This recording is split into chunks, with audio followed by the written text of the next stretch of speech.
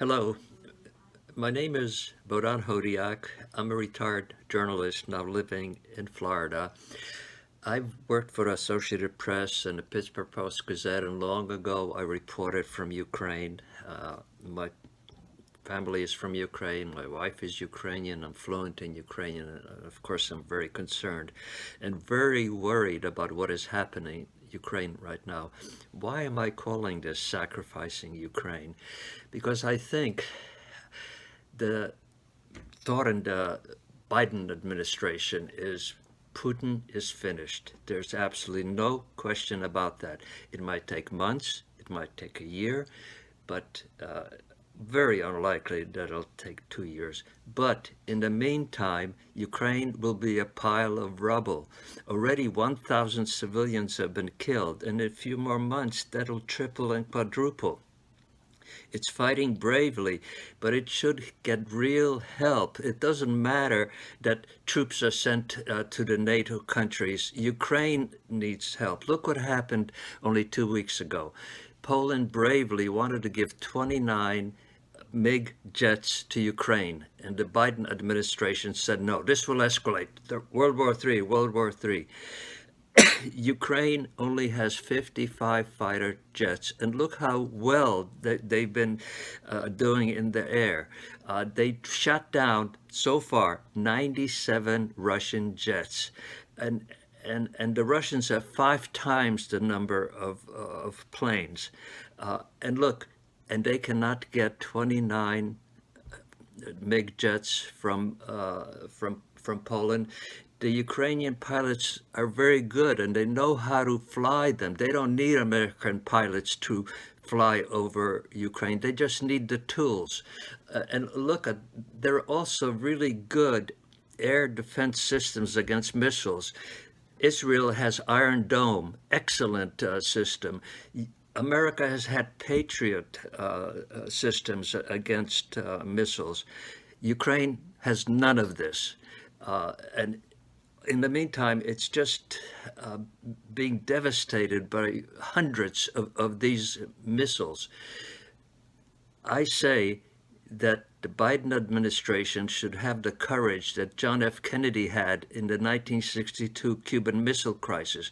Ronald Reagan also had courage in the 1980s when he confronted Gorbachev, and this was about also nuclear missiles and the Star Wars issue. Why not take a chance? I'm thinking that if I can symbolize the Biden administration, it's like two men from the administration are walking in a dark alley, and 50 yards ahead is a woman, and suddenly a mugger appears, and one guy says to her, well, should we go up and do, nah, we could get hurt, and she's not a member of the club. We'll just bandage her up and take it to the hospital. Because look, yes, peace will come maybe in a year or so to Ukraine, but it's something like a Ukrainian soldier returning to his hometown. He has a leg missing. He's looking at his house that is a pile of rubble. He has been told earlier that his wife and young girl have been pulled out of there dead. This is something, no matter how brave you are, that wounds you forever. You can never get over something like this. Now let's take the worry about the Third World War. Suppose Putin doesn't like that Poland gave 29 planes to Ukraine. What is he going to do? He's going to declare war on NATO? He can't handle Ukraine. Oh, he's going to send nuclear missiles against America. Really? Really? You know what that means? There's no such thing anymore as one country getting away with doing that. It's mutual destruction. In other words, if he does that, he is murdering his own country. He's destroying Russia. He's committing suicide. And let's say he doesn't have this nuclear button to press, but he has to give the orders to his nuclear command. I'm sure it'll take at least an hour to set things up. Several people have to do it. And look, these are not stupid people. They have very responsible jobs.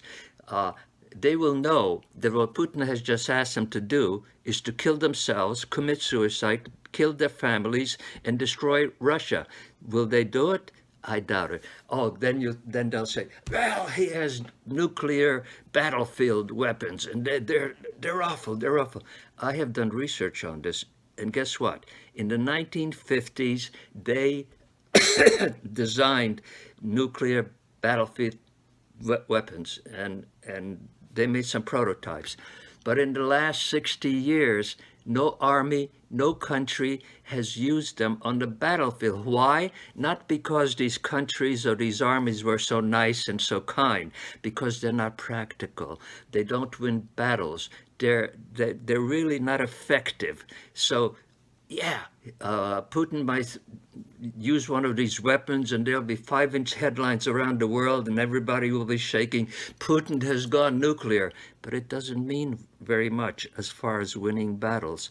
So I plead with you, talk to your congressmen and senators. Let America help. If Ukraine could get the Iron Dome, Patriot, if they could get some jet planes, they can defend themselves from the destruction. And Twitter gives us very little time to say these things. If you want me to go into this much more, go to YouTube and just type in B-O, Hodiak, H-O-D-I-A-K. And there I also talk, what makes the Ukrainians fight so hard, so bravely? How was this character developed? It developed over centuries. And why are Ukrainians different from Russians? Please, I thank you for listening, and Slava Ukraine, glory to Ukraine.